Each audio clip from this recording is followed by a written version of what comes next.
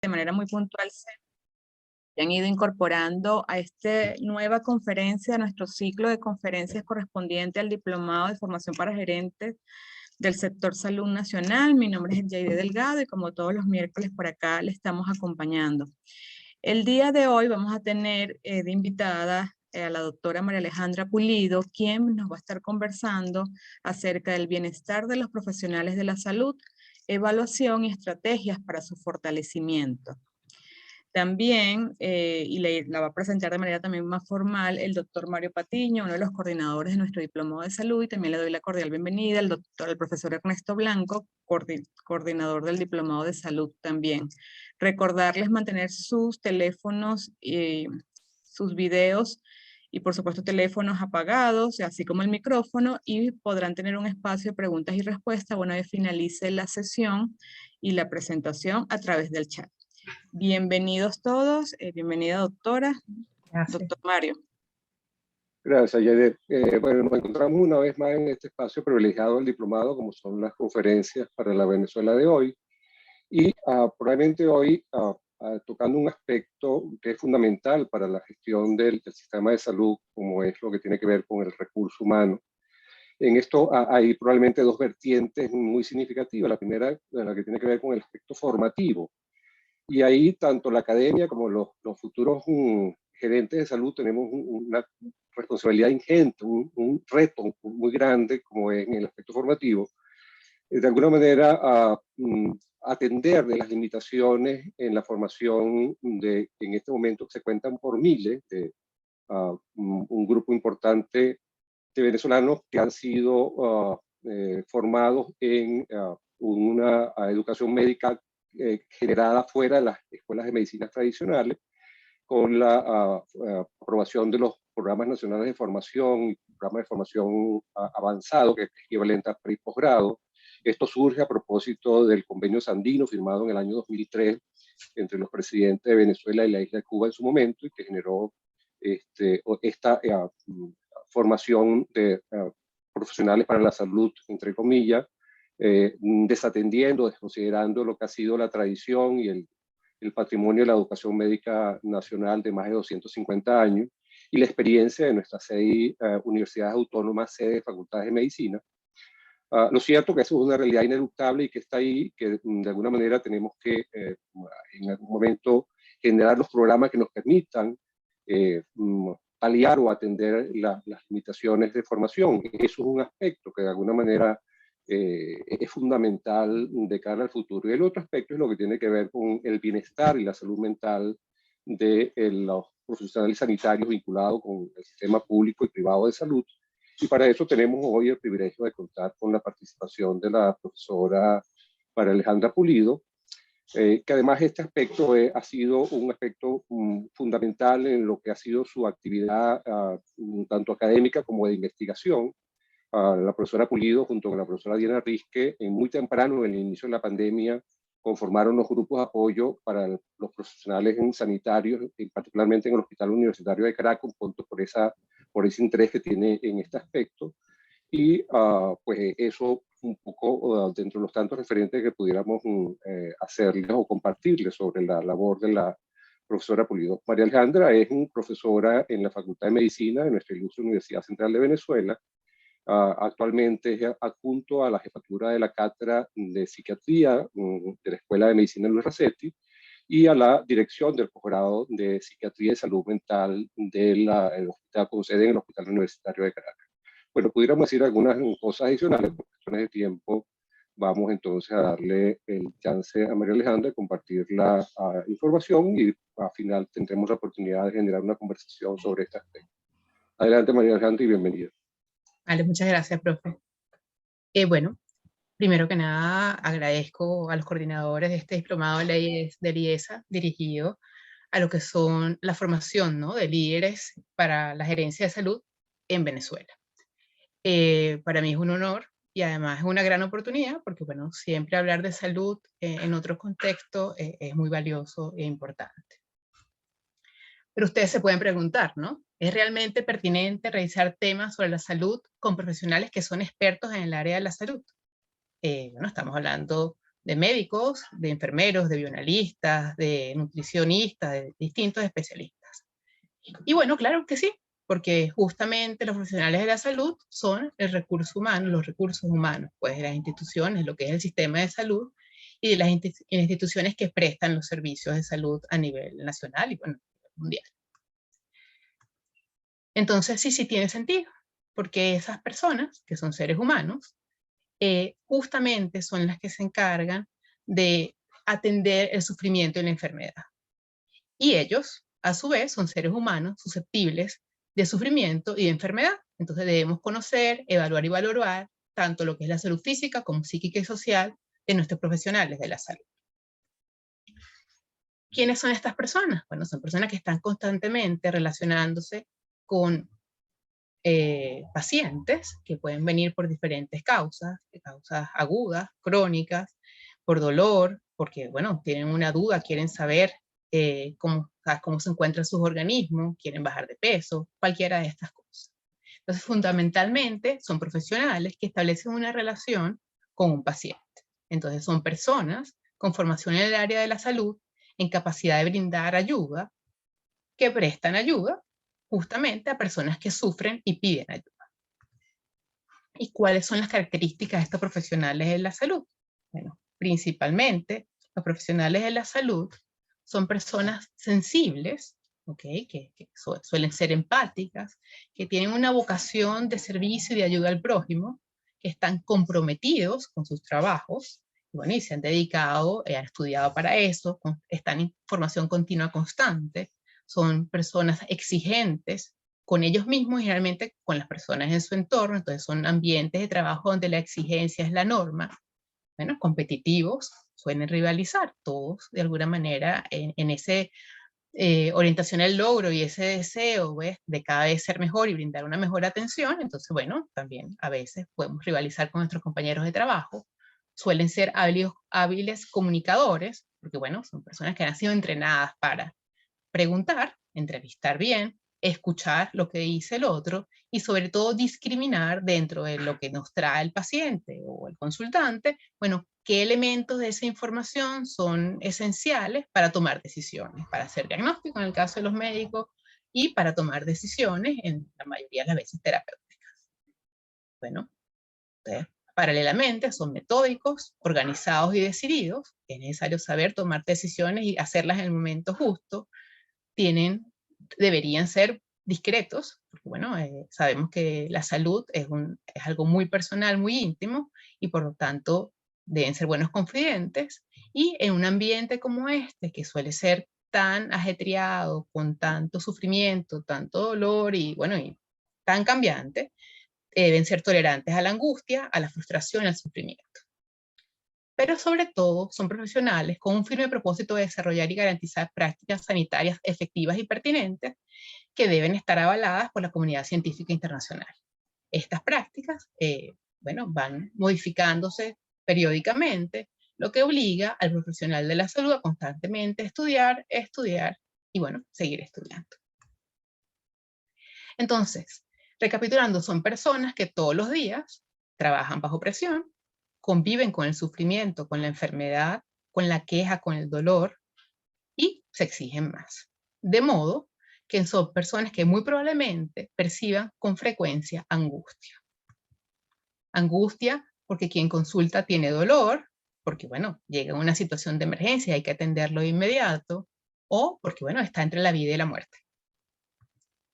Y si nos planteamos entonces cómo es la relación entre el médico o el profesional de la salud y el paciente, es una relación llena de incertidumbre porque, bueno, el médico es una persona que tiene hermanos, que tiene padres, que se identifica con el paciente, que también tiene su propia salud y en algunos momentos, bueno, esto lo angustia, lo hace titubear sobre cuál será la mejor manera de relacionarse entonces con las personas que están, con este paciente que atiende hoy, con los familiares de ese paciente, y bueno, y con los otros profesionales con los que convive y hace equipo dentro de la institución de salud.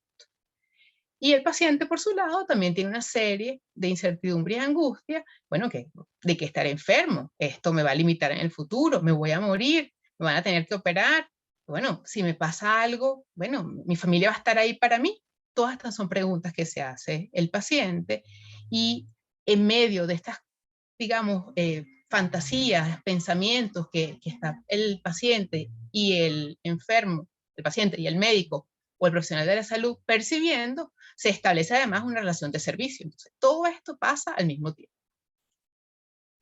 Pero bueno, esta angustia, que si recordamos es como el elemento central en muchas de estas situaciones, la angustia es una sensación displacentera, una emoción que justamente se caracteriza por unos síntomas físicos. A veces podemos percibirlos, o sea, cuando estamos angustiados, sentimos como una presión en el pecho, nos falta la respiración, bueno, sentimos palpitaciones, tenemos como calambres en la barriga, cualquiera de estas cosas, pero también hay una angustia psíquica, que es como esa ansiedad, que es el término que recibe, que es como que nos ponemos y nos pensamos, y qué vamos a hacer y ahora cómo lo vamos a enfrentar, que ya no tiene tanto que ver con lo físico, sino con lo psíquico. ¿Cómo lidiamos nosotros, los profesionales de la salud, con este tipo de emociones cotidianamente?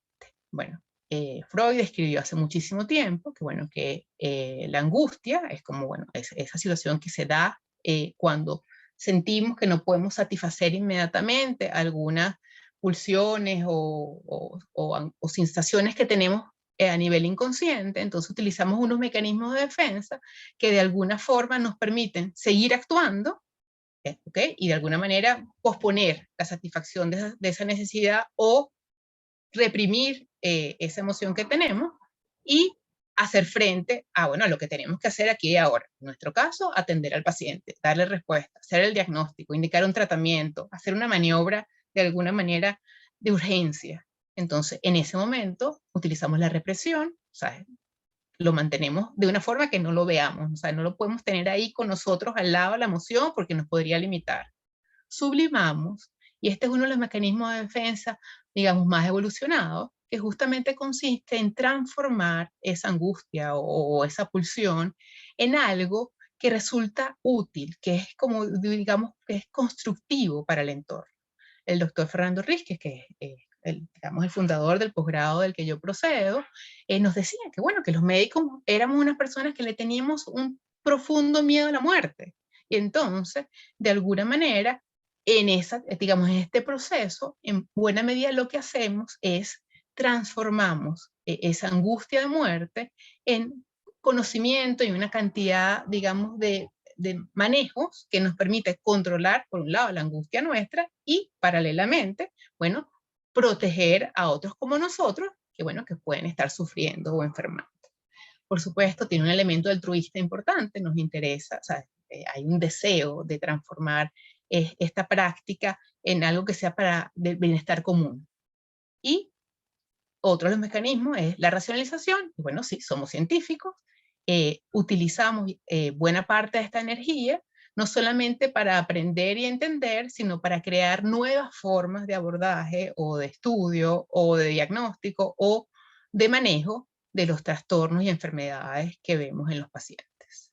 Esto pasa, por supuesto, por la identificación, que es justamente colocarnos en el lugar del otro, inicialmente porque queremos aprender de él. Entonces inicialmente nos identificamos con nuestros docentes, con otros profesionales, con el enfermero que nos enseña, con el que, ¿sabes? Porque muchas cosas nos las enseñan. Cualquier integrante del equipo de salud está ahí para enseñarnos realmente en estos ambientes, pero también cuando empezamos el trabajo con el paciente, ya esa identificación nos permite colocarnos en sus zapatos, entender lo que lo que a él le está sucediendo, para luego retroceder a nuestro lugar de profesional, pensar, decidir, resolver.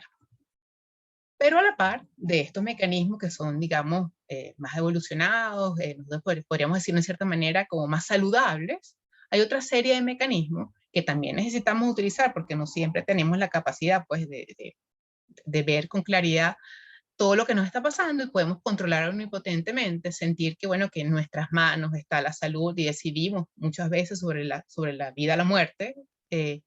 Nos disociamos. La disociación es un mecanismo donde aislamos elementos, digamos, del afecto o algunos elementos particulares, y entonces los separamos del momento, de la conciencia en ese momento, minimizamos, bueno, esto no es tan grave, proyectamos, colocamos nuestras emociones sobre otras personas o negamos, esto no está pasando. Y este tipo de mecanismos los utilizamos no solamente con los pacientes, los utilizamos con nosotros mismos. O sea, estos son los mecanismos, como les decía, que utilizamos para manejar nuestra angustia, nuestros temores. Y si nosotros principalmente utilizamos estos mecanismos, corremos el riesgo de no tomar conciencia de nuestro propio malestar. Como les decía, somos seres humanos, nos enfermamos, tenemos dolores. Yo recuerdo una vez cuando uno de los niños les enseña que no los va a llevar al colegio porque están enfermos, porque pueden contagiar a sus compañeros. ¿Okay? Entonces uno no vas al preescolar o no vas al salón hoy porque estás enfermo. Y una vez uno de mis hijos, un día, 2 días, y él me preguntaba ¿qué tienes? Yo tenía alergia. Al tercer día me dice, mamá, pero no es muy raro que tengas 3 días seguidos alergia, no tendrás gripe. Y es como esa forma, de alguna manera, que nosotros tenemos de a veces no tomar conciencia. O sea, a mí no me da gripe, a mí me da alergia. Claro que me da gripe, pero yo no me doy permiso para dejar de ir al hospital. Entonces, así como no valoramos ni percibimos a veces síntomas físicos, no valoramos ni percibimos los psíquicos, que bueno, que a veces es más difícil todavía tenerlos presentes, y esto retrasa la pedida de ayuda o simplemente impide que busquemos ayuda. Les traigo un trabajo más o menos reciente donde el Consejo General de los Colegios Oficiales de Médicos estudia la mortalidad en médicos. Particularmente hace más referencia a los médicos de género masculino. Y bueno, reporta, ¿no?, que entre el año 2005, creo que es 2005 y 2014, me tapa justamente, ok, déjame ver aquí, 9.184 médicos fallecieron, a un promedio, pues una media anual de 918 médicos por año, y que bueno, y que la causa de muerte de estos médicos son las mismas de la población general. Pues la primera causa fue tumores y cáncer, la segunda causa fueron enfermedades cardiovasculares, y la tercera causa fueron enfermedades respiratorias. El cáncer, bueno, el más frecuente fue el aparato respiratorio, 27%, bueno, ligeramente superior la mortalidad por cáncer de páncreas en médicos, y bueno, sí dice que en general había 5.4% más de tumores en pacientes médicos, o sea, médicos que en la población general. Pero llama más la atención cuando revisan causas externas de muerte. Aquí, sí, en la población masculina, la presencia de suicidio y accidentes de tránsito, digamos, aunque es un poco superior, digamos, difiere un poquito de la población general, pero cuando nos vamos a las mujeres, el suicidio en médicos es 45.8% versus 37.2% en la población general. Y entonces también llama la atención que no solamente cuando vemos en qué edades ocurren más suicidios, bueno, en la población general suele ser entre los 30 y 39 años, pero en la población médica entre los 40 y 59 años. Y entonces esto me da la oportunidad de hablar un poco del suicidio. El suicidio, bueno, es justamente es una muerte autoinducida, ¿no? Y el médico, en otros trabajos, en este en particular, realizado en el 2018, de los profesionales de la salud, de los profesionales en general, el médico es el que tiene la tasa de suicidio más elevada. Aquí en Estados Unidos es de 28 a 40 por 1000 en comparación a 12.3 por 100.000, perdón. Igual, la tasa de suicidios en médicos mujeres superó a la de la población general 2.5 a 4 veces y fue igual a la de los hombres. Entre los especialistas en este trabajo, los psiquiatras fueron los que presentaron una tasa más alta, pero bueno, a través de los años nosotros hemos ido viendo cómo esto ha ido cambiando. Recuerdo cuando yo hacía el posgrado, eran los oftalmólogos uno de los que tenían la tasa de suicidio más elevada. El año pasado los enfermeros, los médicos de terapia intensiva, los médicos internistas y los médicos que atendían las áreas COVID solían ser los médicos con una tasa de suicidio mayor, y pues, se pudo como revisar que la mayoría o una buena proporción de estos médicos que habían muerto por suicidio habían presentado depresión que no había sido tratada, o si lo había sido en forma insuficiente, que además el hecho de que los médicos tuviesen un mayor conocimiento y un acceso más fácil a los medios letales había incidido en que estos fuesen suicidios consumados, o sea, que no necesariamente fuesen intentos suicidas, y que entre estos profesionales el estigma el sentirse identificados, el que se pudiera saber que ellos eran enfermos mentales, que es un poco como lo siente la población en general, fue la limitación más importante para la búsqueda de ayuda. Entonces, fíjense, no solamente de los pacientes con trastornos mentales o los profesionales con trastornos mentales son los que cometen suicidio, pacientes con enfermedades de distinto tipo pueden pensar en suicidio, y bueno, generalmente asociamos suicidio y depresión, y bueno, rápidamente voy a recordar solamente que la depresión es un síndrome caracterizado por una alteración del humor, donde hay un ánimo triste, una tristeza patológica, que es más intensa de lo normal, casi todos los días, la mayor parte del día. Hay personas que no perciben la tristeza, sino se tornan irritables, o bien presentan anedonia, que es la incapacidad para sentir placer con actividades que antes lo hacían. Entonces, pacientes que te dicen, bueno, o sea, no quiero que me vengan a visitar mis amigos, o ya no quiero ir al trabajo, que era algo que a mí me fascinaba, o sea, yo pasar la consulta era lo máximo, ahora ni siquiera quiero ver pacientes. Y de los criterios en general, los deben conocer: tristeza patológica, apatía o anedonia, disminución o aumento de peso, alteraciones del sueño, alteración motora, aumento o disminución, disminución de la energía, sentimientos de culpa y minusvalía, disminución para la concentración y la capacidad de toma de decisiones, y los pensamientos de muerte, y bueno, y la ideación de suicidio. Siguen siendo 5 de estos diagnósticos en estar presentes, en los cuales debe haber uno de los 2 primeros para hacer el diagnóstico de trastorno depresivo.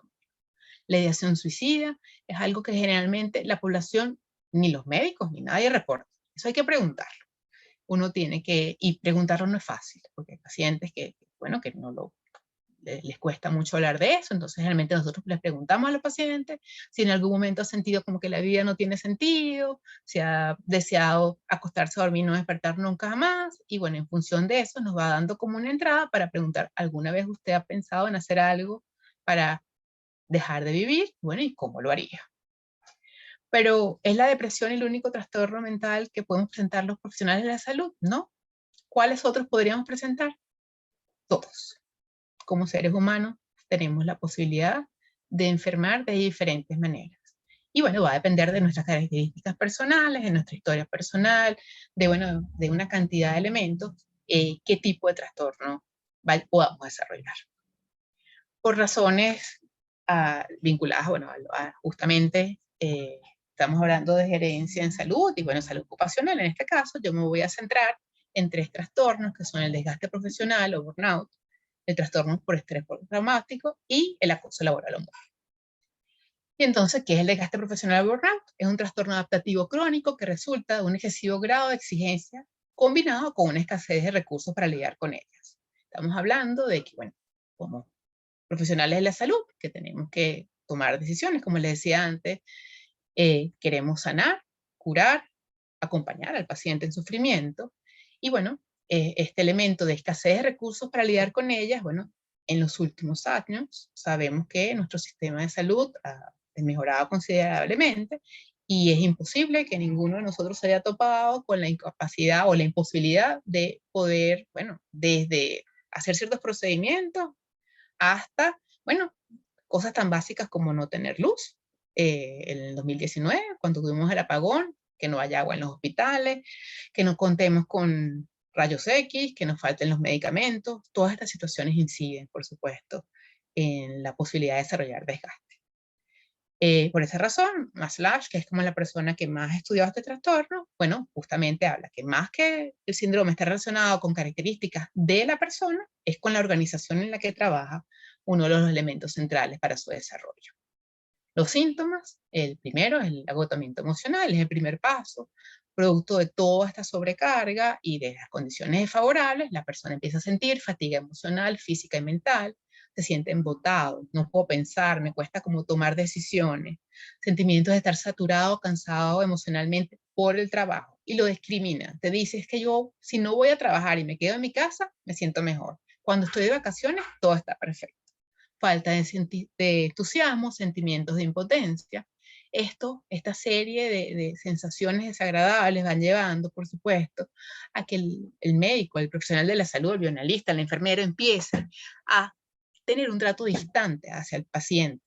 ¿Por qué? Porque siente la necesidad de protegerse. O sea, si lo que me está de alguna manera sobrepasando es el malestar, el sufrimiento en medio de esta circunstancia, bueno, entonces empieza a presentar despersonalización, se torna insensible, con una disociación instrumental extrema, lo que lleva a que en muchos casos cada vez tenga una comunicación unidireccional, repetición de discursos automatizados y uso exclusivo del lenguaje técnico. Como además nos revisamos constantemente, entonces empezamos a evaluar negativamente nuestro trabajo, nos sentimos satisfechos con nuestros roles, esto desmotiva, disminuye la iniciativa y bueno, la realización personal disminuye. La prevalencia de gasto profesional ha ido aumentando con los años. Inicialmente se hablaba de que era un 20%, en el 2010 20%, ya para 2016 40%, 2018 igual, y bueno, en el 2020 ya hay trabajos que reportaban hasta 58-60% de desgaste profesional.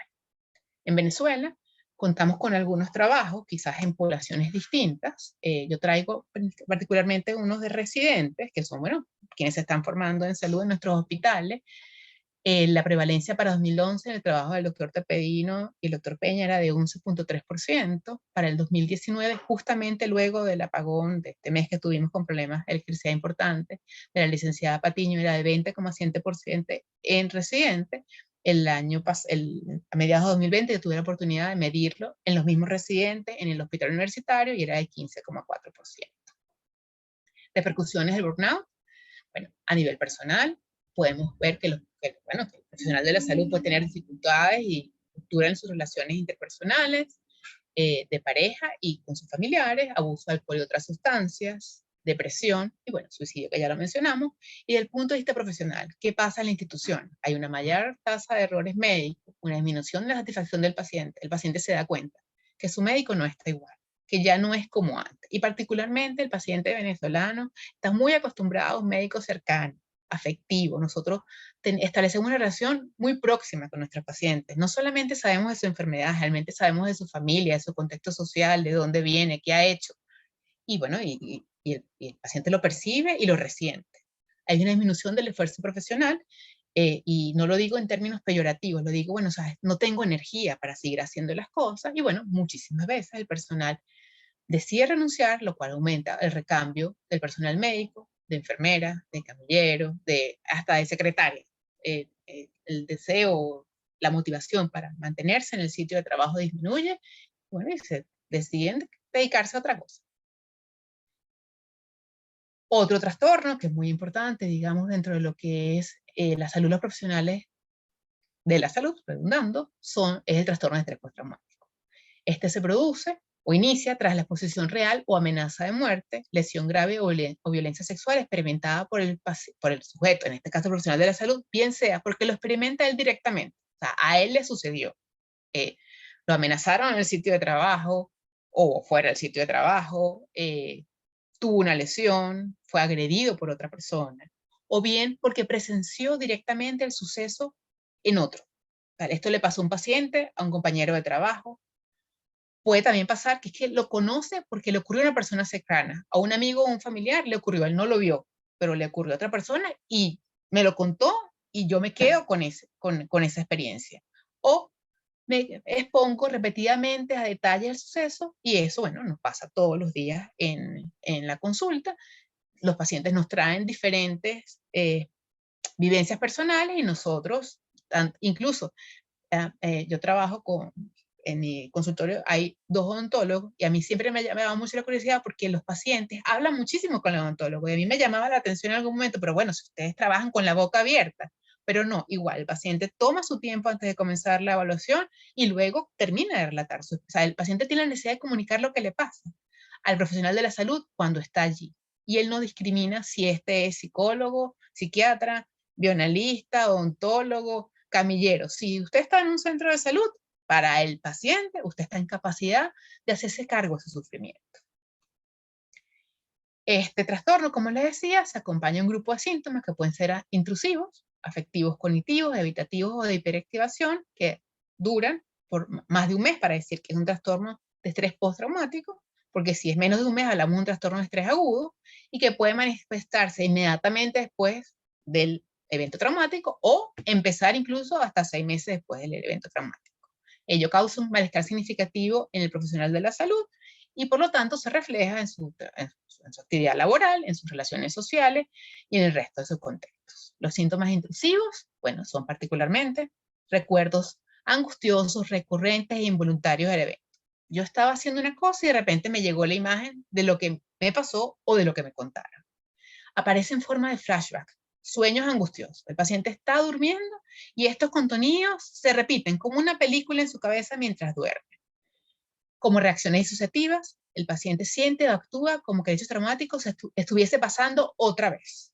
Y esto es un reporte frecuente en médicos y en pacientes en general que estuvieron hospitalizados por COVID.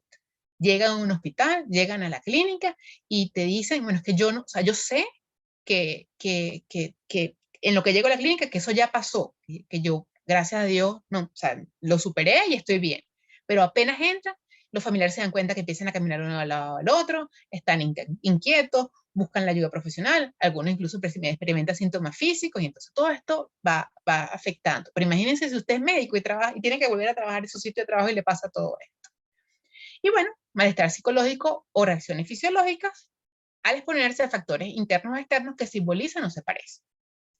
Además de eso, vamos a tener síntomas evitativos, evitación persistente de lo que son situaciones asociadas al sujeto traumático. O sea, bueno, no quiero ir a trabajar o no quiero pasar nuevamente por frente al área de terapia intensiva.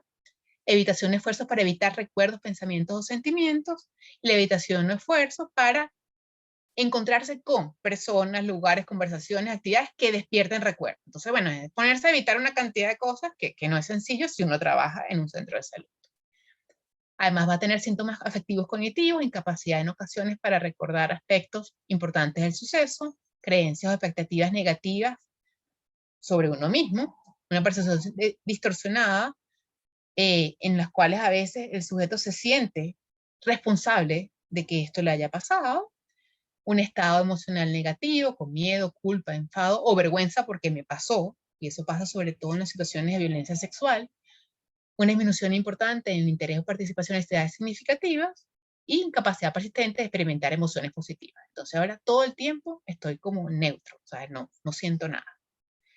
Entonces, en el estrés postraumático, además hay síntomas de hiperactividad. De todos los anteriores hay que tener uno de algunos de los que cité durante un mes. En el caso de los síntomas de hiperactivación, de hiperactividad deben haber dos. Entonces son irritabilidad, arrebatos de furia expresada como agresión verbal o física a objetos o personas, estar hipervigilante, hiperatento a todo lo que pasa alrededor. A veces hay comportamientos imprudentes autodestructivos, entonces ya no me cuido, ya no me pongo el tapabocas, ya, bueno, o sea, ¿para qué voy a utilizar el alcohol si a mí ya me dio? Respuestas de sobresalto exagerado, insomnio, de inducción o mantenimiento y dificultad para concentrarse. La prevalencia, en estudios de 2016, en médicos, desde 6% hasta 33%, en la población general suele ser del 1 al 4%, salvo que haya un evento, digamos, una guerra o una situación, digamos, climática que produzca un cambio significativo en el entorno. En enfermeros, 7,81% en 2016, y otros profesionales de 4 a 5% también para ese mismo año. Ahora les voy a hablar un poquito de violencia laboral y de mobbing, este otro trastorno que está cada vez más presente y quizás no está cada vez más presente, cada vez lo tomamos más en cuenta. La violencia laboral es una manifestación de agresión verbal, física, psicológica o sexual que afecta la dignidad e integridad de las personas, su salud y la posibilidad de acceso o permanencia en el empleo, o bien su ascenso laboral. Mientras que el mobbing, que es, digamos, también una forma de violencia en el sitio de trabajo, son intentos repetidos y persistentes de un individuo de atormentar, desgastar, frustrar o conseguir una reacción de otro individuo, mediante un trato que continuamente provoca, presiona, asusta, intimida o causa la incomodidad de otro individuo en el trabajo. Y bueno, se han ido haciendo campañas justamente para tomar conciencia de que de alguna forma en sistemas jerárquicos como el nuestro, porque bueno, los sistemas de salud son sistemas jerárquicos, pero entendiendo la jerarquía generalmente como un elemento de protección. La idea es que quien está más arriba, digamos, en la jerarquía, bueno, sabe más, tiene más responsabilidad, bueno, y le toca de alguna forma proteger al resto del equipo. Y nosotros estamos acostumbrados a trabajar desde muy temprano, de que estamos en pregrado, teniendo conciencia de que el que está por encima de un año más, sabe un poquito más que nosotros, nos puede servir incluso como supervisor. Y bueno, y en la medida que esto se va dando, bueno, o sea, tenemos nuestros maestros, que son personas en las que confiamos ciegamente, o nuestros tutores, y bueno, tenemos entre los maestros y tutores y nuestro R2, vitalicio, pues, porque fue el que estuvo un año, bueno, una serie de personas a las que consultamos y a veces con las que nos compartimos nuestras angustias. Esto también puede pasar con personas que tienen menos formación y bueno, nos acompañan, nos contienen, hacemos equipo con un grupo significativo, y lo importante es entender que a veces en estos equipos se dan dinámicas que, bueno, que no son saludables, porque pueden ser agresivas, violentas, y lesionar la autoestima y la confianza de otros profesionales de la salud. Entonces, ¿cuáles son esas conductas consideradas violentas o de acoso laboral? Bueno, conductas que tienden a menoscabar la autoestima y la dignidad del profesional de la salud, como puede ser reprender al trabajador reiteradamente delante de otras personas, dejar al trabajador de forma continua sin ocupación efectiva, incomunicado, sin causa que lo justifique, exigir abiertamente el cumplimiento de labores asignadas en forma desproporcionada, imponer deberes extraños a las obligaciones laborales, mandar a comprar cosas, hacer cosas que no corresponden según digamos, el perfil del trabajador, amenazar injustificadamente con despido al trabajador en presencia de los compañeros de trabajo, conductas reiteradas arbitrarias de inducir la renuncia mediante la descalificación o la carga excesiva de trabajo a este profesional de la salud. Y con esto tenemos que ser muy cuidadosos porque, bueno, pasa, ¿no? Que a veces se siente que hay profesionales que no, sobre todo durante la formación, que no tienen el perfil o no cumplen con las competencias, y en vez de ser evaluados y darles una retroalimentación que permita que este profesional se dé cuenta que quizás ese no es el posgrado que debe hacer o esa no es la especialización que debe seguir, se le califica y se le agrede, esperando que en algún momento él se dé cuenta y renuncie. Bueno, y esta no es la forma de proceder. Tratar de forma diferenciada, bien sea por la raza, la inclinación política u otra razón, privar, ocultar insumos, documentos o instrumentos para la labor. Y les cuento, yo recuerdo en algún momento de mi formación que cuando a veces no nos portábamos bien, desaparecían las hojas de evolución de la historia, ¿no? Y entonces, bueno, ustedes dirán, bueno, pero ¿dónde estaban? No, bueno, se sabía que, bueno, en algún momento el R2, el qué sé yo, el supervisor iba a venir a revisar la historia, entonces, bueno, usted no evolucionó al paciente, no, que uno las había puesto ahí, pero bueno, no sabemos qué pasaba, desaparecía. Puede haber destrucción o pérdida de información, se pueden asignar funciones a menosprecio del trabajador, hacer comentarios hostiles, humillantes, descalificación, aludir públicamente a hechos pertenecientes a la intimidad, cambiar el lugar de trabajo o de labor contratada, no otorgar permisos, enviar mensajes anónimos, llamadas telefónicas o mensajes con contenido lujurioso, ofensivo, intimidatorio, y por supuesto, ir propiamente a la violencia física, moral o sexual con las personas que trabajan en el contexto. ¿Y cuáles son las causas? En el 2002 ya la Organización Internacional del Trabajo y la OMS declaraban que la violencia laboral era uno de los enemigos principales de la clase trabajadora, ya que, bueno, se había convertido en una epidemia. ¿Quién es generalmente la persona víctima y el acosador? La víctima puede ser cualquiera de nosotros. La verdad es que generalmente es alguien a quien el agresor selecciona. A veces puede ser alguien tímido, puede ser alguien que por alguna característica en particular, bueno, haya quedado como en el ojo del huracán. Bueno, la verdad es que no hay una característica particular para ser víctima. El agresor, sí, suele ser una persona narcisista, con una autoimagen sobrevalorada, que percibe a los demás como una fuente de amenaza y que puede en muchas ocasiones encubrir sus debilidades para defender su reputación o su posición dentro del equipo y por eso denigra de otros. Les traigo esta imagen de este personaje de televisión, pues que es el Dr. House, un médico brillante, con una habilidad diagnóstica y, digamos, una forma de generar algoritmos de trabajo fabulosos, pero que, bueno, en su dinámica constante con lo que son sus residentes, bueno, violenta, agrede en muchas formas a su equipo de trabajo. En función de las características de la institución o de la organización, bueno, sabemos que en los trabajos donde hay sobrecarga de trabajo, deficientes estilos de liderazgo, deficiencias en el diseño de tareas y conflicto de funciones y rivalidad entre los profesionales, ¿no? Cualquiera que haya trabajado en un hospital sabe que todo esto lo tenemos.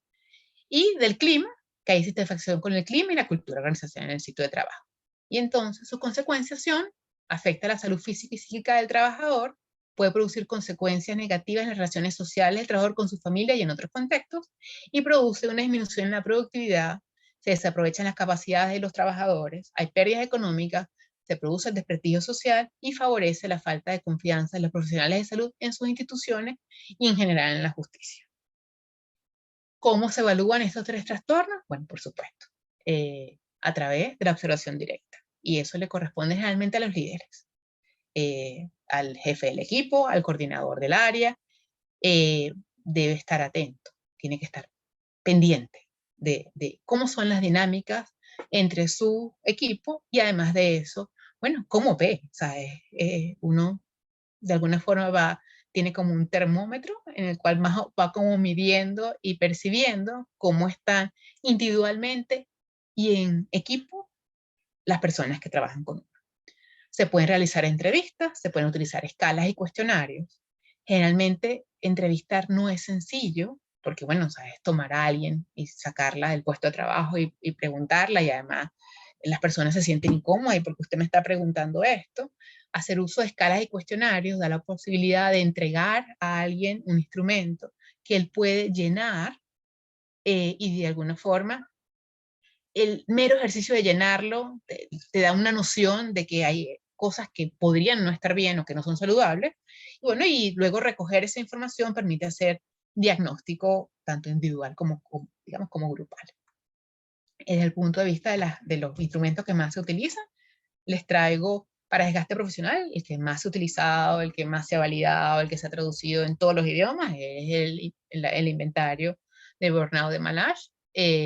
Y para trastornos por estrés, que es, bueno, justamente lo que mide es una serie de preguntas donde se mide la frecuencia, con qué frecuencia se percibe los síntomas de lo que sería el agotamiento emocional, la despersonalización, la realización personal, mientras que en el trastorno por estrés postraumático se utiliza la lista de chequeo de eventos, que son los eventos ya descritos según el DSM-5, donde uno marca, ha bebido, usted ha experimentado, le han contado, ha observado, y entonces si ha tenido esos eventos en el último mes, y además tiene una serie de preguntas, que son 22 ítems, donde uno marca si, bueno, ha tenido los síntomas propios que habíamos hablado, evitativos, intrusivos, afectivos, cognitivos o de hiperactividad.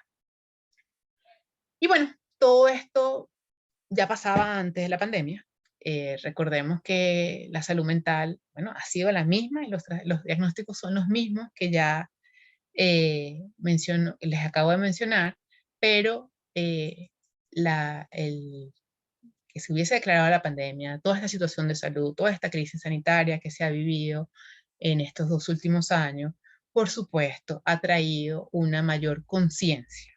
Bueno, más allá de todas las pérdidas y todos los cambios que hemos experimentado en este tiempo, no podemos negar que bueno, la pandemia nos puso pues en una situación bien particular.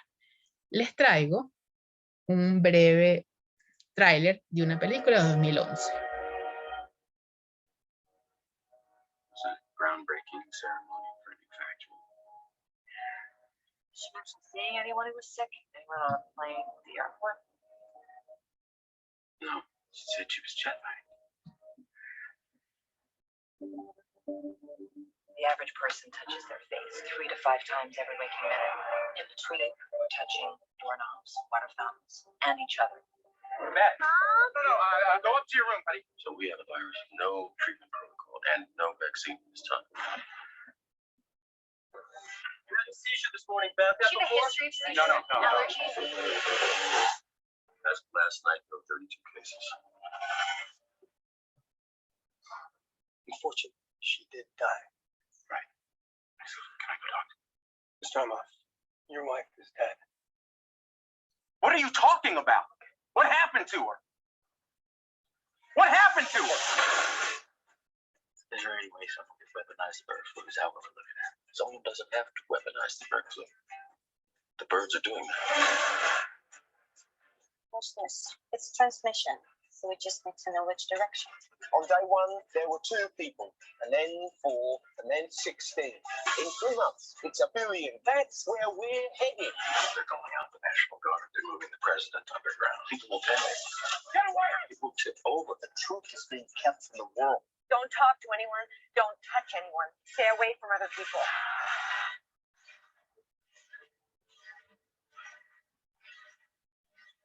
They're taking their time. We're not sick. Y fíjense, sí, justamente este tráiler de una película de mucho tiempo antes de la pandemia nos hace referencia al miedo y cómo el miedo, de alguna forma, fue uno de los elementos más contagiosos, como el temor a enfermarnos, a contagiarnos, y bueno, y a las complicaciones que podía tener el COVID-19, nos marcó.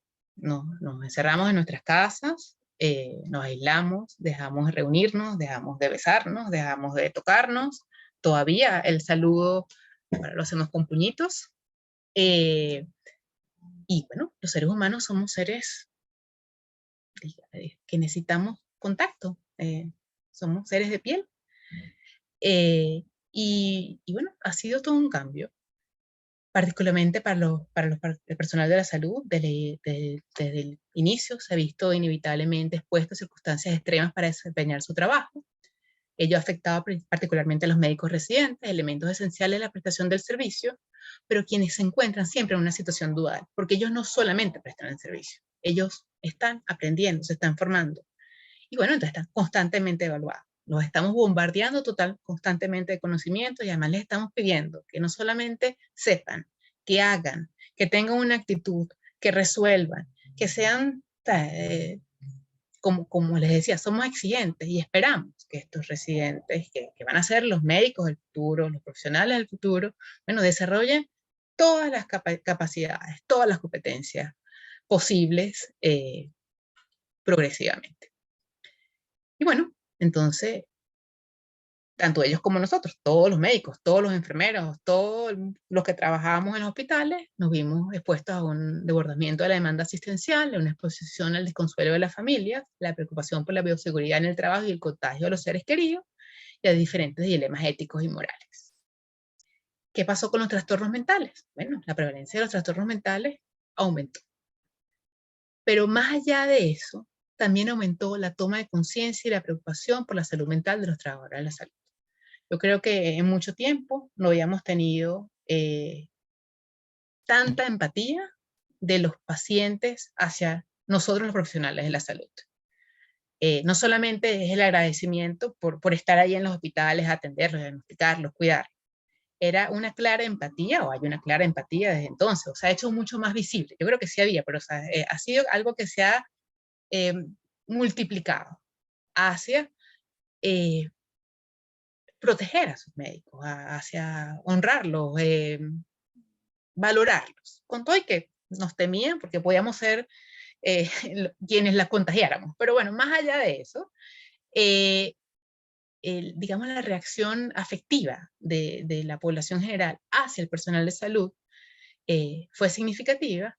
Y esto también ha permitido que no solamente nosotros como profesionales de la salud, sino quienes coordinan, ¿okay? Quienes dirigen los posgrados, quienes coordinan los servicios médicos, se preocupen cada vez más o atiendan cada vez más la salud mental de sus trabajadores. Y también, bueno, nosotros tomemos más conciencia de nuestra propia salud. Y como siempre, entonces algo que comenzó como una crisis, o que sigue siendo una crisis, se ha transformado en una oportunidad de cambio.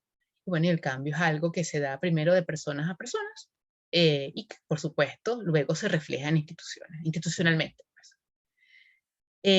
Para promover el bienestar dentro de estas instituciones, dentro de nuestros equipos, tenemos que reconocer y evaluar el problema, es decir, sensibilizar, y esto pasa por psicoeducar, proponer modelos de cuidado, valorar el poder de liderazgo, entender que dentro de los equipos, el que sabe un poquito más que nosotros, el que nos lidera, suele ser la primera persona a la que pedimos ayuda. Generalmente el RD1 le pregunta al RD2, mira, ¿a ti te había pasado esto antes? ¿Tú alguna vez te sentiste? Mira, cuando tú estabas aquí, ¿te pasó que te daba insomnio? Me la paso con dolor de barriga. O sea, ese tipo de cosas se comparten generalmente dentro del mismo equipo y generalmente con la experiencia de los otros aprendemos, pero también el que nos escuche, un compañero de trabajo, un líder, el que está por encima de nosotros, nos contiene, nos genera calma. Además, hay que desarrollar e implementar intervenciones dirigidas a reducir los factores identificados. Por supuesto, cultivar la noción del equipo solidario. Y aclaro, nosotros no hacemos grupos de trabajo, nosotros tenemos que ser equipos de trabajo, nosotros tenemos que tener en mente que todos tenemos más o menos el mismo objetivo, que es llevar salud, curar, acompañar, no sé en qué forma colocarlo, y que esa energía del grupo a veces es lo que permite y da soporte al que está de alguna manera sintiéndose mal. Por supuesto, hay que promover la flexibilidad y la integración, trabajo-vida personal. El modelaje de muchos de nosotros quizás no es el mejor. Tenemos la idea de que debemos vivir en el hospital, vivir para el hospital, vivir para el trabajo. Pero bueno, yo siempre recuerdo al doctor Gonzalo Gimio, que fue el coordinador del posgrado cuando yo entré al posgrado, que nos decía, cuiden a sus amigos no médicos y cultiven un hobby. O sea, tenemos que tener espacios personales de recreación y fuera del hospital, con personas que no sepan de salud, que no se preocupen tanto por eso y que, bueno, tengan otros problemas como tenemos, los problemas normales que tenemos el día a día. Además, hay que proporcionar recursos para promover la resiliencia y el autocuidado. Y bueno, en ese sentido, bueno, los médicos sabemos, ¿ok? Sabemos qué son los hábitos saludables, sabemos que debemos comer y que no, sabemos que cuántas veces deberíamos hacer ejercicio, cuánto tiempo, o sea, sabemos que debemos ir a las pesquisas anuales, eso sabemos. ¿Lo ponemos en práctica? No siempre, ese es otro tema, pero sí lo sabemos. Para hacer cambios en las instituciones tenemos que escuchar y registrar las preocupaciones de quienes nos acompañan, escuchar las opiniones, promover el compromiso y reducir la resistencia de nuestros compañeros de trabajo. Y eso pasa por poder, con gente que nos ha trabajado, que nos ha acompañado toda la vida, decir, no, mira, ya no vamos a hacer esto así, ahora podemos hacerlo de esta otra manera, ¿qué te parece? Y es la única forma de hacer cambios. Les decía, para hacer cambios tenemos que pensar y aprovechar las crisis, y esta crisis nos ha dado una oportunidad de pensar más sobre la salud a quienes somos profesionales de la salud. Tenemos que capacitar a los integrantes del equipo, tenemos que psicoeducarlos en el caso de las enfermedades mentales, y bueno, y recordarles que es la vida saludable, aquellos que se les haya olvidado, y bueno, y introducir técnicas, mindfulness, relajación, yoga, ¿sabes? Hacer actividades, promover actividades incluso extra hospitalarias donde podamos compartir, comer, bailar, divertirnos. Vamos a conseguir limitaciones. A veces uno llega aquí, se topa con una pared, buscas otra vía, sigues. Por eso debemos identificar y atender los elementos que obstaculizan el cambio y para luego consolidar el cambio. En la medida no vamos a poder cambiar a todo el mundo el mismo día. Esto es un trabajo constante. Uno va sembrando y recogiendo y va entonces ganando adeptos, logrando nuevas visiones. Como las hormiguitas, trabajando en equipo, se logran grandes cosas.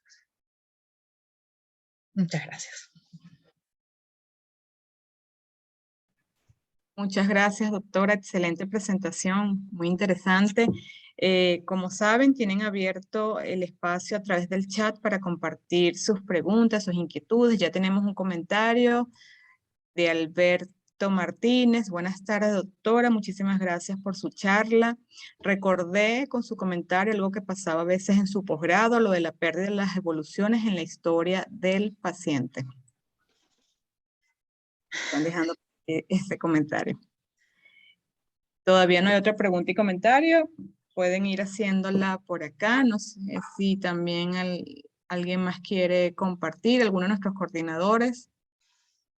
permite, Aide, Sí, doctor. quería rescatar un poco de la presentación, excelente presentación de María Alejandra, un poco la experiencia que tuvimos en el Hospital Universitario de Caracas, que uno como miembro del equipo de salud valoró a propósito de la pandemia de la COVID, fue justamente el comentario que hice al inicio en la presentación, que fue la creación de los grupos de apoyo en tiempos de pandemia.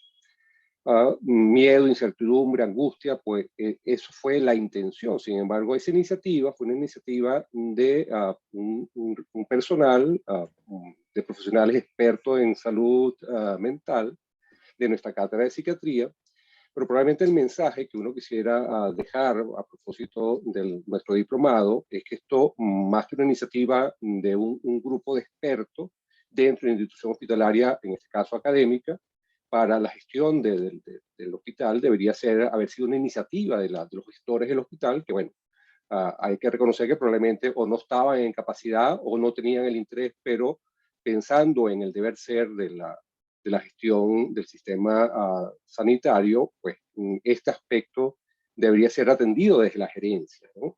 Y sobre eso, pues de repente me gustaría un poco escuchar de María Alejandra cuál fue un poco la experiencia que se generó con esos grupos de apoyo, reconociendo que debió haber sido, insisto, una iniciativa institucional más que de profesionales totalmente sensibilizados por el tema del bienestar y de la atención de la salud mental. Fíjense, doctor, como para recapitular cómo llegamos a los grupos de apoyo.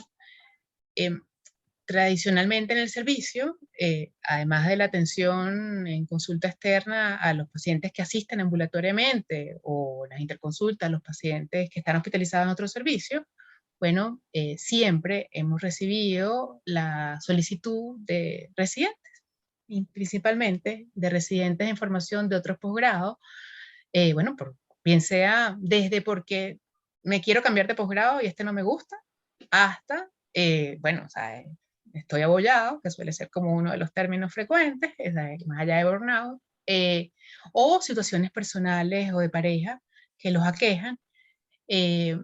Generalmente estos muchachos, ¿no?, buscan la atención de los adjuntos. Nosotros, por razones digamos, también de que los residentes nuestros están en situación muy similar a los residentes de los otros servicios, porque bueno, es lo mismo, la misma formación, los residentes no ven a otros residentes, y los docentes nos hacemos cargo de la psicoterapia de los residentes de otros servicios. En los últimos años nosotros veníamos percibiendo que había un incremento significativo en el número de solicitudes de atención. Y bueno, siempre lo conversamos. Además, nosotros no abrimos historia a los residentes de otros servicios por razones incluso de confidencialidad. No damos diagnósticos ni reportes a sus profesores, a sus coordinadores ni jefes de cátedra, porque bueno, esto es una atención, es un espacio íntimo de reflexión del residente. Pero cuando se da el mes de apagón, yo creo que todos teníamos más o menos 4 o 5 pacientes, que es lo que solemos manejar, ¿sabes? Un día de consulta dirigido a residentes. Bueno, se triplicó la demanda. Después de ese mes de ausencia de electricidad en el hospital, bueno, fue una cosa que se desbordó. El número de residentes que vino a solicitar la ayuda, no nos dimos abasto y les planteamos a los residentes en ese momento armar grupos válidos. Experiencias que ya existen el doctor Manuel García llevaba un grupo válido con los residentes del posgrado de hematología hace muchos años. Y recuerdo que habían varios psiquiatras en extraservicios, como psiquiatras de enlace, que llevaban grupos. Se los propusimos y no quisieron. Los residentes se negaron en ese momento a hablar de lo que les pasaba con otros residentes. Aunque les insistíamos, es que lo que estamos tratando aquí es lo mismo que trato yo con tus otros 5 compañeros de los otros posgrados. No hubo forma. Pero llegó la pandemia. Y la pandemia, todos íbamos al hospital, pero bueno, no íbamos todos los días. Empezamos a trabajar por guardias, por equipos, por semanas. Y bueno, y el hecho de temer reunirnos en un espacio físico y bueno, y que hubiese uno que estuviese y nos contagiáramos todos, bueno, dio la oportunidad de pensarnos, bueno, vamos a hacerlo en grupo íbamos a hacerlo vía online. Y empezaron los grupos de apoyo. La verdad fue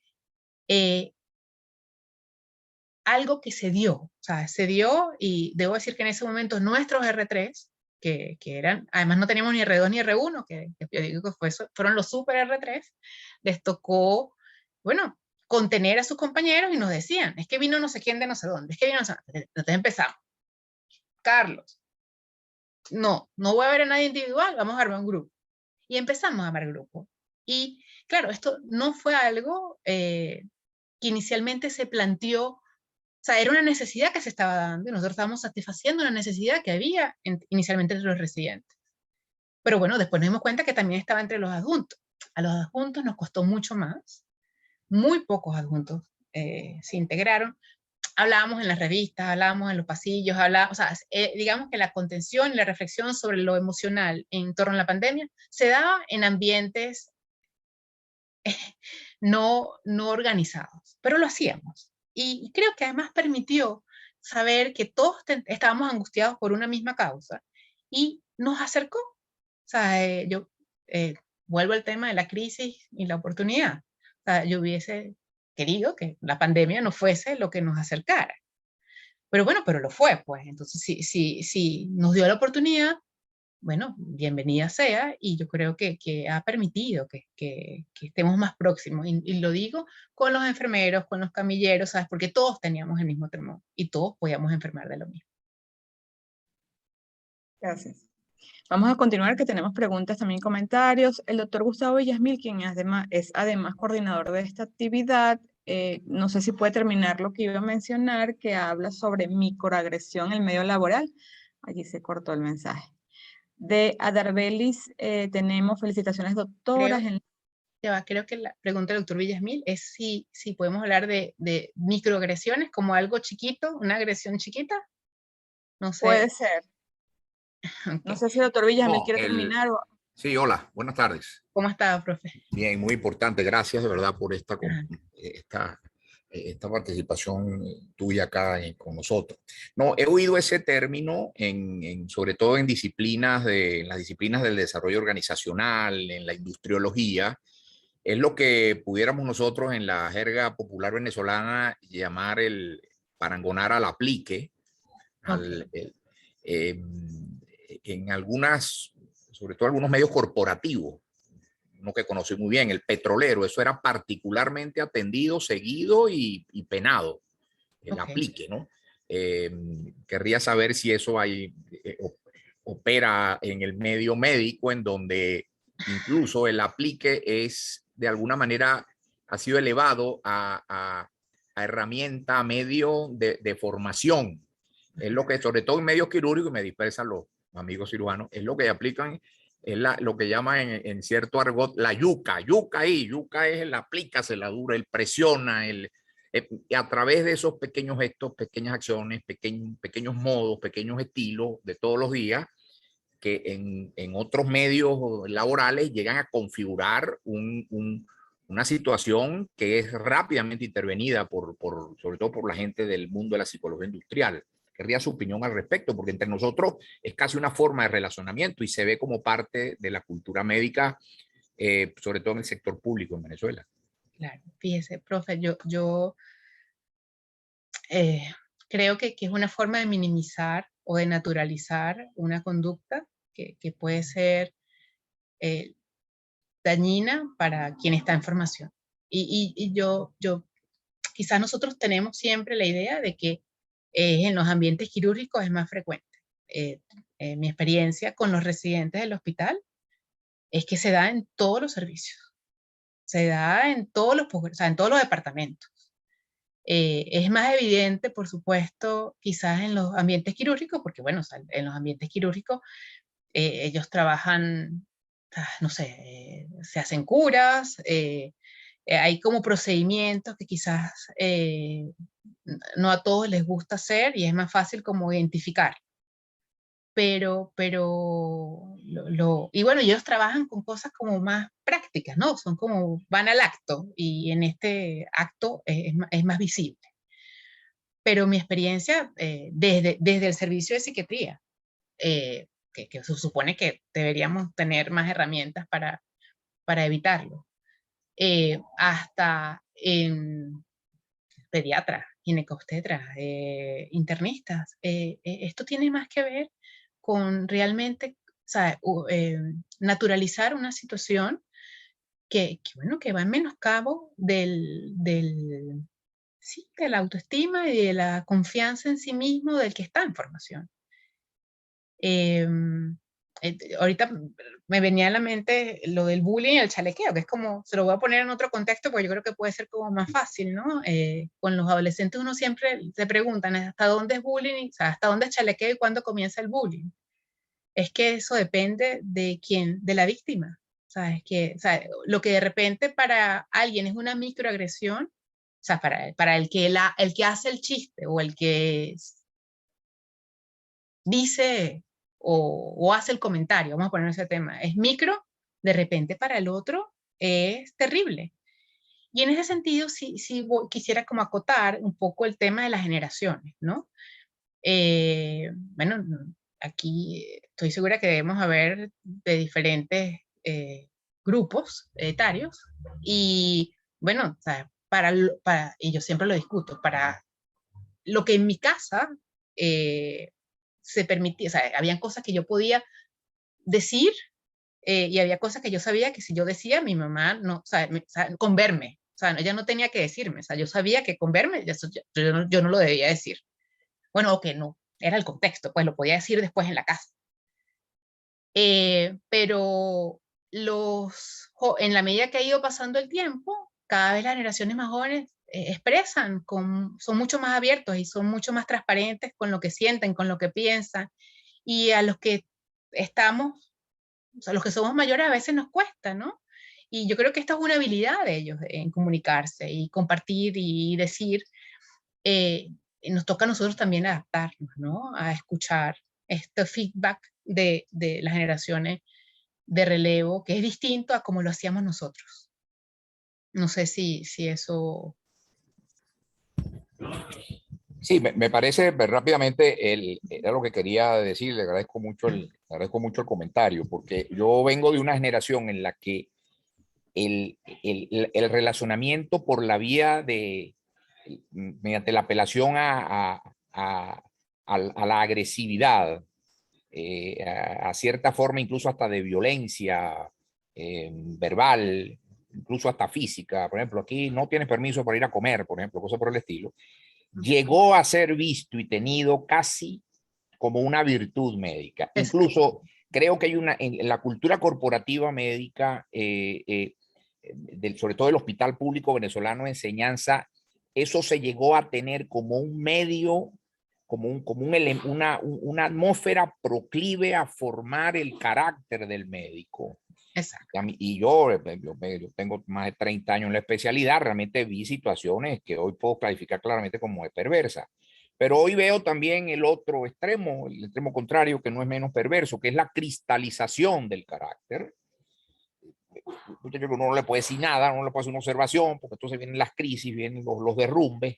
Entonces hay una media aristotélica en todo esto, porque el carácter del médico se forja ciertamente en la situación exigente, en la situación incluso adversa, pero no a expensas de llegar a infligirle daño, que es lo que luego vemos en todo eso que tú has citado muy claramente, que es la propensión, las estadísticas en el mundo son claras, la propensión a ciertas toxicomanías, a la incidencia de fracasos en relaciones de pareja, etcétera, etcétera. Ese es el lado oscuro que no se ve de muchas carreras médicas que nos han vendido siempre como exitosas. Es un tema que siempre me ha preocupado porque de residente lo resistí mucho y los años de ejercicio me han enseñado que eso en nada ayuda a la conformación de lo que necesitamos en estos hospitales, que son equipos potentes, equipos de alta capacidad para agregar valor a los procesos que manejen. Yo creo que hay un tema ahí que la cultura médica refractaria, porque es positivista, porque es decimonónica en su origen en Venezuela, porque es verticalista, porque no ha valorado suficientemente y sí, COVID vino un poco a abrirnos las puertas por qué en COVID, y escribí al respecto en la revista de la Sociedad que salió hace poco. Lo único que funcionó fueron los equipos. Las grandes tecnologías colgaron el cartelito de cerrado por epidemia. Los equipos de cuidadores, que somos nosotros, las enfermeras, la gente, fueron los que finalmente hicieron la diferencia en el caso de la epidemia venezolana. En el mundo en general fue así. Muy agradecido, la verdad que te he escuchado con muchísimo interés, creo que esto es un gran tema. Gracias. Muchas gracias. Continuamos por acá con las preguntas. Dicen, felicitaciones doctora, las empresas por lo general hay protocolos de actuación en caso de acoso o mobbing. Lamentablemente los médicos muchas veces no son considerados como trabajadores. ¿Qué avances hay en ese aspecto en el sector salud? Creo que, bueno, más allá de empezar a tomar conciencia bueno, y plantearnos, si se abren espacios de reflexión y se empiezan a tener prácticas constantes, bueno, regulares, periódicas, de evaluación de estas circunstancias, bueno, podríamos empezar a hacer algo en términos, pero sí, que yo creo que nosotros mismos a veces, los médicos, los profesionales de salud, perdemos de vista la salud, la nuestra, no la de los demás. Sí. Por acá también mencionan que les impresionó mucho los datos sobre suicidio en médicos y que si hay datos similares en Venezuela. Yo no tengo estudios recientes en Venezuela en médicos. Además porque, bueno, el registro, o sea, la verdad es que no poseo números de la tasa de mortalidad por suicidio en Venezuela. Por acá también preguntan, muchas gracias por su presentación, sin embargo me permito preguntar, ¿cuál es la mejor estrategia para reformular las dinámicas de los posgrados? Dice que considera que algunos de nuestros posgrados exigen de manera implícita la renuncia a la vida social, acudir a las 4 de la mañana al hospital, saltarse horas, noches. ¿Cómo se puede cambiar ese tipo de dinámica? Bueno, fíjense, es una pregunta complicada, porque eso implica repensarnos todo en la formación, pero ningún posgrado pide llegar a las 4 de la mañana. A veces somos los residentes en formación que sentimos que tenemos que llegar muy, muy temprano para tener el control de todo lo que pasa en el hospital, y de esa manera, cuando el adjunto nos pregunte, saber, o sea, hay un tema que también pasa por la autoexigencia, que la proyectamos sobre el posgrado.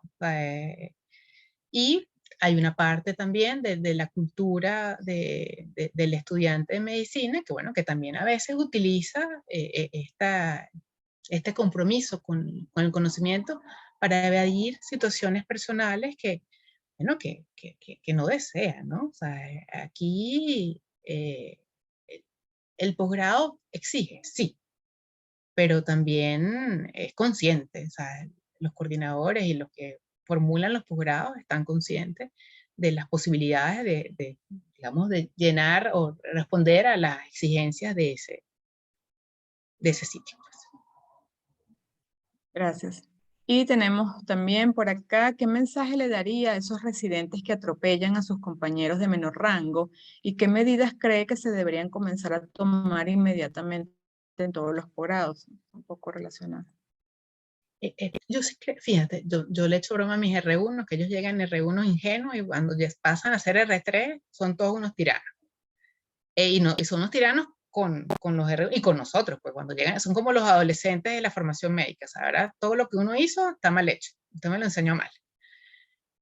Pero sí, una parte es el modelaje, ellos tienen que ver cómo nosotros nos relacionamos, o sea, cómo los adjuntos, los especialistas, tratamos a otros especialistas y cómo los tratamos a ellos. Eso es esencial y eso tiene que cambiar. Y hay que abrir estos espacios, justamente más allá de los espacios de reunión clínica, de morbilidad, de todas estas cosas, hay que tener espacios para conversar lo que está pasando en los equipos de trabajo.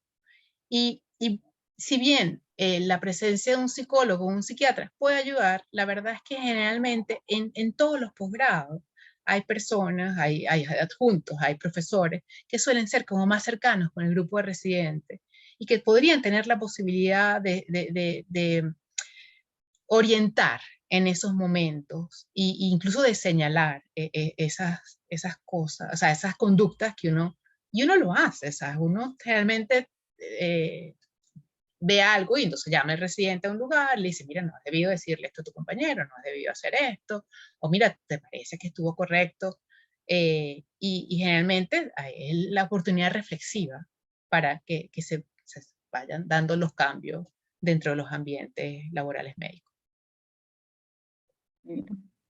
Tenemos también comentarios, reflexiones. La pandemia, a pesar de todo, ha traído buenas reflexiones, un poco lo que usted ha estado mencionando. Igual, Patricia, somos hijos de una generación en la que nuestras madres solo con una mirada nos decían qué pasaba. Es así. No tenemos otros comentarios o preguntas. No sé si ya para ir cerrando, reflexiones finales, tanto de usted, doctora, como de nuestros coordinadores. Yo sobre todo agradecer la oportunidad que nos estamos dando los profesionales de la salud, pues en contextos como este, de considerarlo un tema importante, ¿no? De pensar sobre la salud física y mental y tenerlo ahí, hay que tener como un sticker, ¿no? En un lugar donde uno recordar, ir al médico una vez al año, pensarse cómo estás de ánimo hoy, si estoy demasiado cansado, debo tomarme unos días, ¿sabes? Como esas cosas que podrían ser coherentes en todos los otros ambientes profesionales y que nosotros, por nuestras características, a veces obviamos. Muchas gracias. Doctor Mario. Tiene el micrófono apagado. Sobre estos aspectos de formación y bienestar y salud mental, el mensaje final probablemente es que hay que hacer intervenciones formales, que esto no puede ser producto de la iniciativa individual o de causalidad.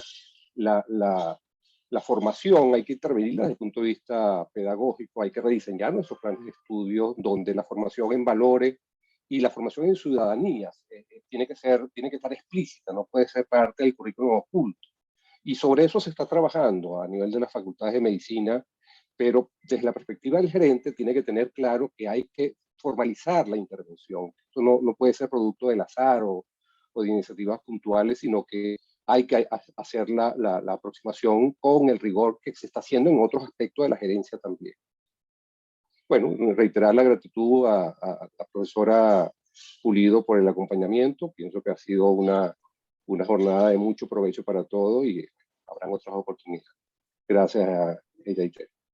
Vale, muchas gracias.